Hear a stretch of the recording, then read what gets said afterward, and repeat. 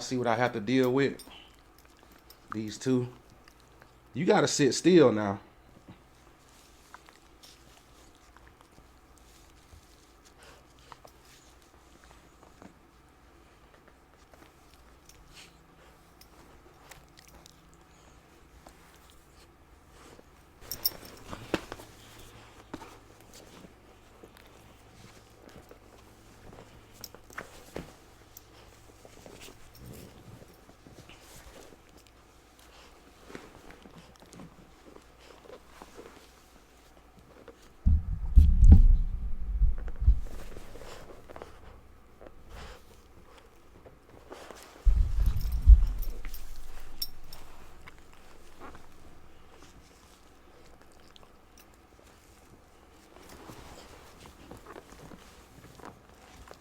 All right, everyone, welcome back to the channel. As you can see, I got my hands full today with my dogs, so it is what it is. Hello. Chill. So today we're going to talk about something that has been moralized and feared and preached about, and honestly misunderstood for at least thousands of years that I can think of. We're talking about desire, not just sexual desire, but desire itself. The urge to want things, the pull toward pleasure, the drive towards things that feel good.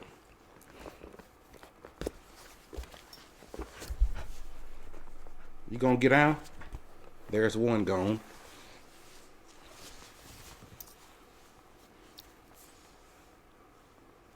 You gonna get down too?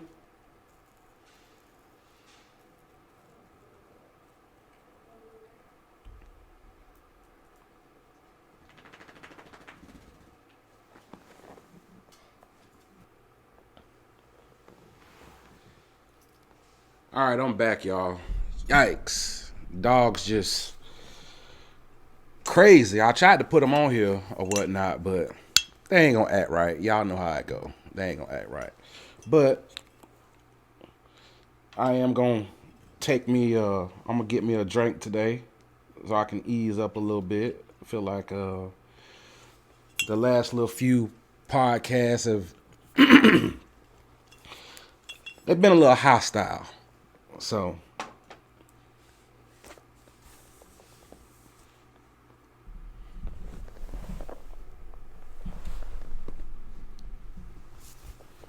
y'all just forgive me for everything, you know.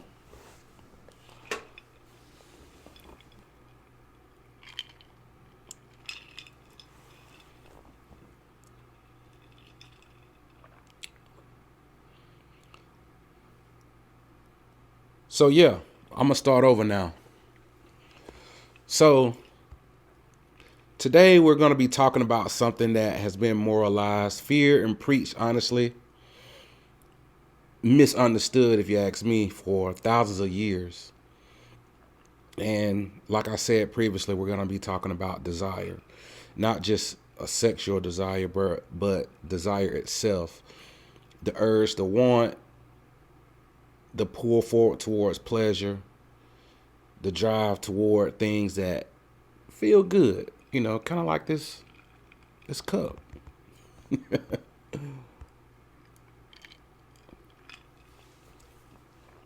Now, for a long time, many religious traditions have framed desire as suspicious at best and sinful at worst. Many of us were taught either directly or indirectly that the strongest things we feel inside of us are somehow evidence of moral failure. That something inside of us is broken according to their way. That temptation is proof of corruption. And in some traditions, people are even told that the urges come from dark spiritual forces sometimes. Yikes. But today, we're going to slow this all the way down and look at the actual evidence and what it shows us about desire and where it actually comes from. We're going to look at the brain. We're going to look at evolution. And we're going to look at psychology and a little bit of anthropology.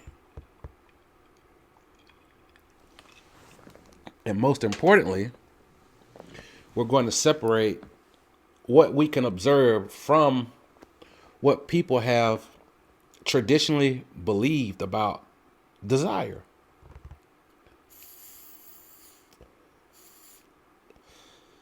So as always on this channel, the goal isn't to mock anyone's belief.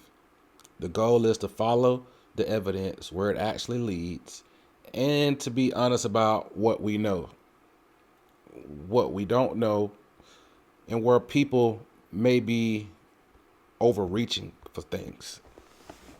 And hopefully by the end of this episode, you should have a much clearer understanding of why desire exists, what it is doing inside the human body, and also why the claim that desire itself is inherently sinful and how that does not support empirical evidence whatsoever. So let's begin. I'm CJ Everson, and welcome to The Jewish Skeptic.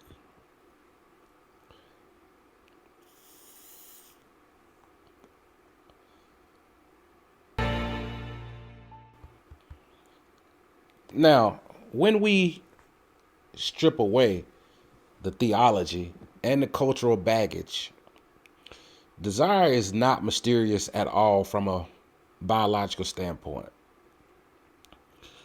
Desire is a motivational signal generated by the brain that pushes an organism towards something that historically increased survival and reproduction. Hope you guys understand that. So let me tell you what. So in plain language, what I'm saying is desire is your brain saying, move toward this. This instinct, or whatever you want to call it, matters for your survival. This might help you, so you might want to listen. Every animal with a nervous system has some version of this. A mouse feels desire for food. A bird feels desire to build a nest. And humans feel desire for food, connection, comfort, status, sex, and many other things. So this is not really an accident. It's not a glitch in the mind or anything like that. This is the system working exactly as it evolved to work.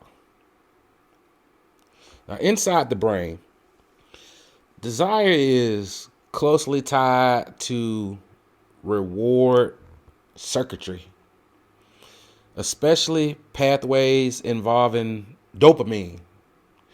Now, dopamine is often misunderstood, actually. It is not simply the pleasure chemical. It is more accurate to think of it as part of the brain's motivation and its learning system. It helps the brain tag certain experiences as important and worth pursuing again. When something increases your chances of survival or social success, your brain actually learns from that. It strengthens the pathways that push you to repeat the behavior over and over. And over time, this becomes what we experience subjectively as desire. Notice something very important here, people.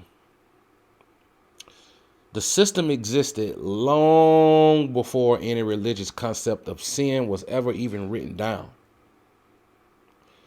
This was long before synagogues, long before temples, long before scriptures, and even way before moral theology. So that makes desire ancient. And religion is more recent. Does that make sense? I think that matters for me to put it that way, because desire is something that we developed as humans long before religion was even established. So, why do humans evolve to have strong desires? It's a great question. I want you guys to think about it. I'm going to give you my aspect, but you guys think about it. If we zoom out and look through the lens of evolution, desire starts to make even more sense, actually. Organisms that lack motivation didn't survive very long.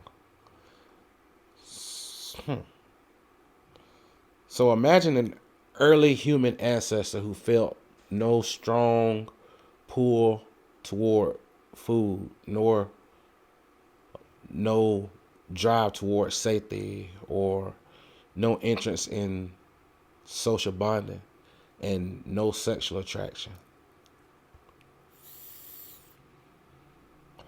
That individual will be far less likely to survive and far less likely to reproduce. Wouldn't you say?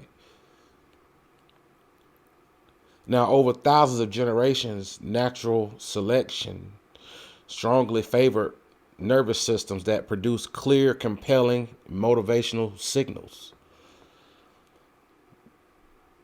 Hunger. Hunger pushes you to eat. Thirst pushes you to drink. Fear pushes you to avoid danger. Attraction pushes humans to form bonds and reproduce, even. Social desire pushes humans to belong to groups with historically increased survival in a dangerous world. And from this perspective, desire is not a moral flaw. It is one of the primary engines of human survival. Now, this does not mean every desire is wise in every modern context. That is a separate conversation, if you ask me. What it does mean is that the raw existence of desire is exactly what we would expect from an evolved social species. This is very important, and it's a very important distinction that often gets blurred in all of the religious discussions. There's a difference between saying a behavior has harmful consequences and saying the underlying human capacity is inherently sinful by nature. Science can study the first claim. It can measure outcomes. It can track behaviors and consequences. Science can't detect sin as a measurable property in brain tissue or even human biology. And that brings us to where theology enters the picture.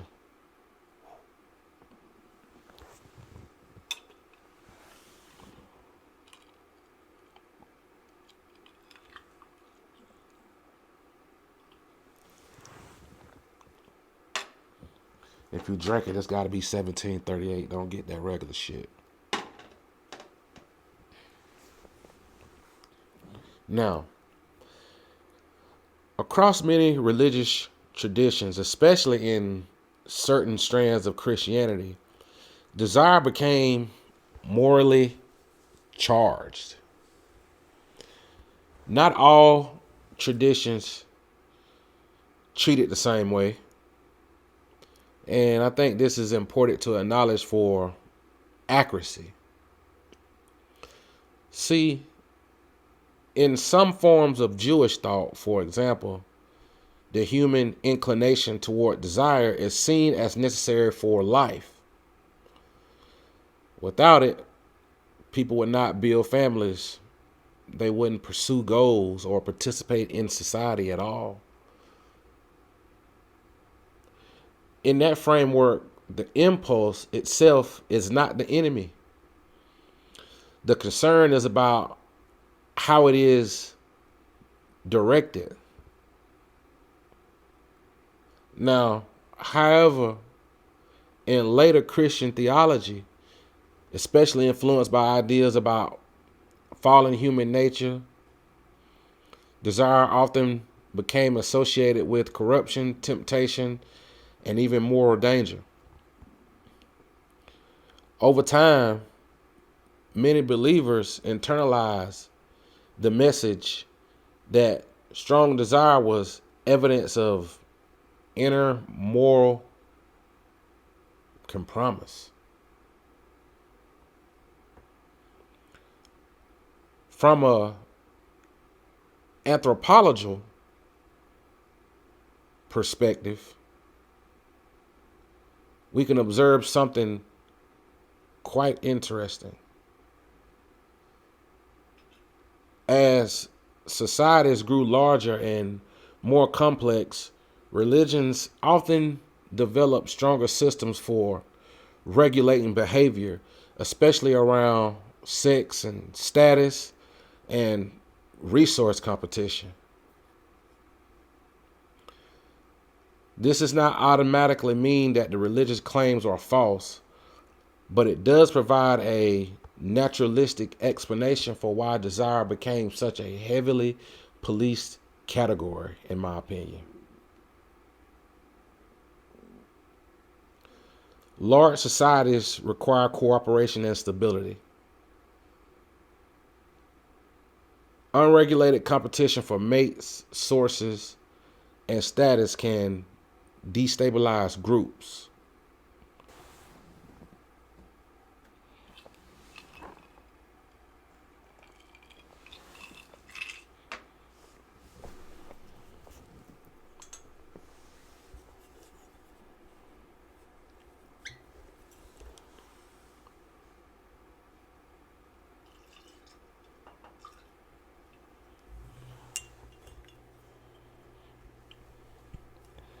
Y'all see what kind of day it is. 1738. Moral systems, including religious ones, often function in part as social regulation mechanics. That is a empirical observation anthropologists can actually study, guys. Now that I've explained that, let's ask the question, what does the brain evidence actually show? Okay. When modern neuroscience looks at desire, we don't see anything that looks like a foreign moral contaminant. What we see are highly consistent species typical brain processes. We see reward prediction systems, and we see learning loops, and we see reinforcement pathways. We also see emotional tagging of experiences. We see developmental patterns that appear in children long before they are capable of understanding complex moral theology. Even infants show clear approach behaviors toward rewarding stimuli and avoidance behaviors toward unpleasant ones. And to me, this strongly suggests that the motivational architecture of desire is built into human neurobiology from the start. Now, it is important to stay intellectual honest, especially at this point, because neuroscience explains the mechanics of desire, but it does not answer every philosophical question about human meaning or moral philosophy. But what it does show is very clear. It is that desire emerges from natural brain processes that are widely shared across humanity. There's currently no empirical evidence that desire itself is injected into humans by any external supernatural agent. What we can observe, measure, and replicate points consistently to internal biological systems doing exactly what evolution would predict. Now, think about that and let me know. So, my next question.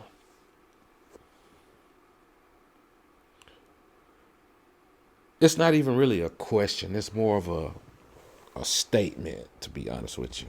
Like, where people sometimes talk past each other when they're talking about this category. And I think you guys may want to listen up, because at this point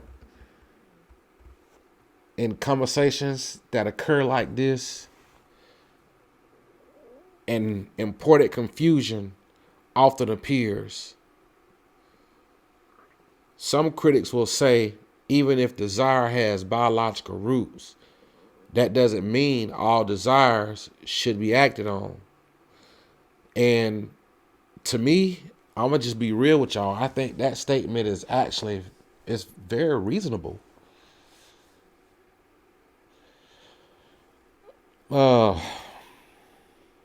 I mean,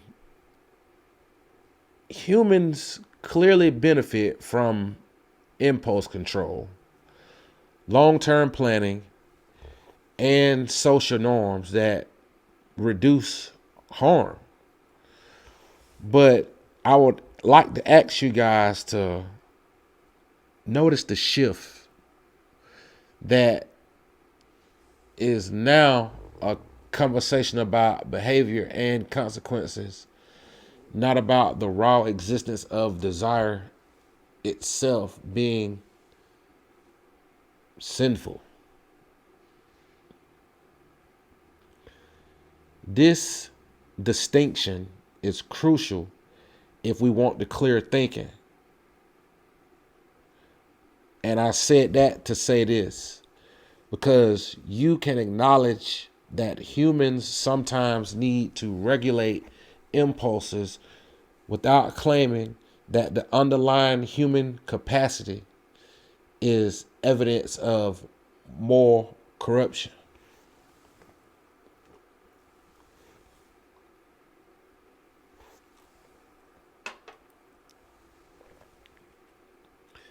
Modern psychology, in fact, strongly supports the importance of learning how to manage impulses in flexible and context sensitive ways, y'all.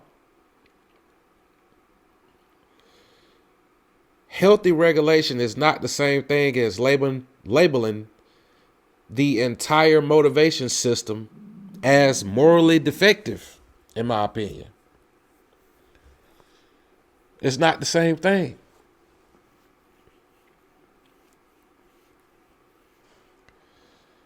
So, let's talk about the psychology of guilt that's built around desire.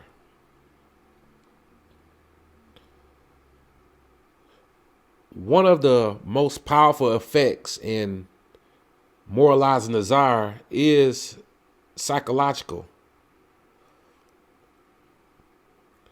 I tend to think that when people are taught that normal human urges are suspect, that's the best way for me to put it, suspect. Many develop chronic guilt and shame and internal conflict. See, clinical psychology has documented how excessive shame around normal human drives can contribute to anxiety and other forms of distress, mental illness, you know. Now, again, we have to be careful not to overstate the issue. And the reason being is because when we talk about religion, we have to understand the complexity of religion and how complex religion is. And see, for many people, religious frameworks are, well, they not are, but they also, these religious frameworks also provide meaning, structure, and community.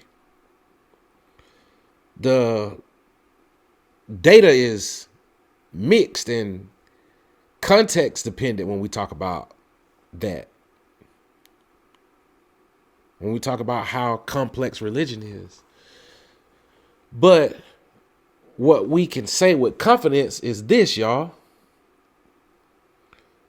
There is strong psychological evidence that how people interpret their internal experiences are measurable effects on mental well-being. I had to put that together so y'all can understand that. And when natural motivation states are framed as evidence of personal, and I mean deep personal corruption, that can be real psychological consequences. So I said that to say this. That is not an ideology. That is actually measurable. We can measure that. You know what I'm saying? We can actually measure that. So, with me saying that, and with us being able to measure that, it brings me to this. So, what can we claim and what can we not claim? So, I want to keep this discussion intellectual because I feel like that's my responsibility. So, with that being said, we have to draw a clean boundary at this point. And I'm going to start off by saying this. Science can tell us that desire arises from brain processes shaped by evolution, y'all. Science can show us the neural circuits involved from neurology. Science can track developmental patterns across cultures and across different species, not just humans. What science can't do is settle ultimate metaphysical debates about the existence of God or the ultimate grounding of moral values. See, science can't prove that.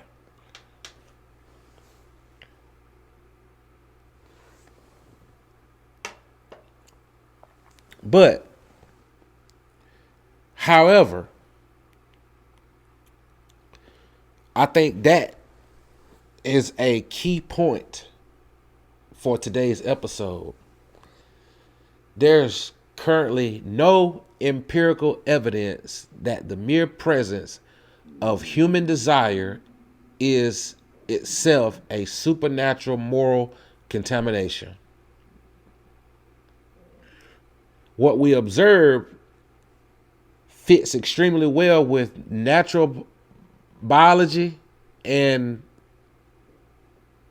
psychological explanations, y'all. That does not answer every philosophical question, though. I will say that because I got to be honest with y'all. But it does significantly undercut the claim that desire itself is evidence of spiritual corruption.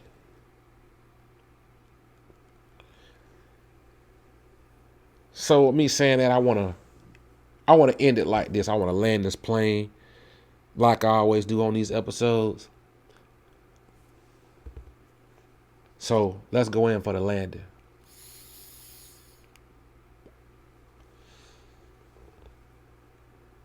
So when someone tells you that your basic human drives are proof that something is spiritually wrong with you, it is worth pausing and asking a very simple question. What does the actual evidence show? What does the actual evidence show, y'all? And right now, the best available evidence from neuroscience, psychology, and evolutionary biology points us in a clear direction. Your brain created desire, not the devil. Okay? Not the devil. That does not mean every impulse should run unchecked. It does not mean human behavior never needs wisdom or restraint, y'all. But what it does mean is that the raw machinery of wanting, seeking, and being motivated appears to be deeply natural of what it means to be human, y'all. Mic drop. And as always, stay curious. Stay honest about the evidence. And do not let anyone shame you for having a nervous system that is doing exactly what nervous systems evolved to do.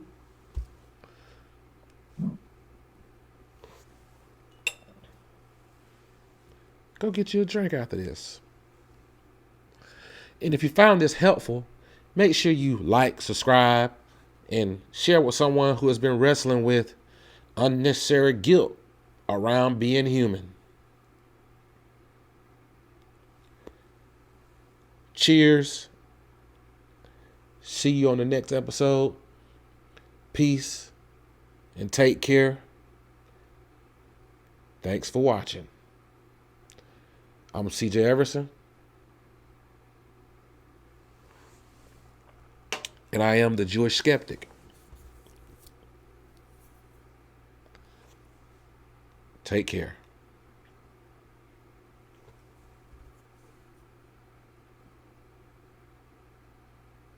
Do you know what I found? The more you know, the less you know.